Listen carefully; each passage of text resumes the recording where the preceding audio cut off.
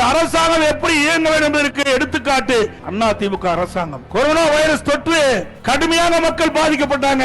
இன்றைக்கு அந்த corona virus காற்றிலே எளிதாக பரவக்கூடியது, ஒரு இடத்திலிருந்து மற்றொருக்கு எளிதாக அந்த நோய் வைரஸ் பரவக்கூடியது. அப்படிப்பட்ட அந்த கொரோனா வைரஸ் பரவலை முறையாக தடுத்து மக்களுடைய உயிரை காப்பாற்றிய அரசாங்கம் அதிமுக அரசாங்கம். ஒரு வருடங்க, ஒரு நாள் 2 நாள் இல்ல, 1 மாசம் 2 மாசம் இல்ல, ஒரு வருடம் இந்த கொரோனா வைரஸ் பரவலை தடுப்பதற்கு அனைத்து இந்திய அண்ணா திராவிட முன்னேற்ற கழக அரசு கடுமையான முயற்சி எடுத்தது. தமிழகத்தில் இருக்கின்ற 8 கோடி மக்களும் பாதிக்க கூடாது, அவர் வீட்டிலேயே இருக்கக்கூடிய சூழலை உருவாகியது. அப்பொழுது மக்களை பாதுகாக்கப்பட்டோம், உயரவில்லை, கட்டுப்பாட்டில் வச்சிருந்தோம். ஒரு ஆண்டு அரசாங்கத்துக்கு எந்த வருவாயும் கிடையாது. அப்பொழுது கூட மக்கள் துன்பப்படவில்லை.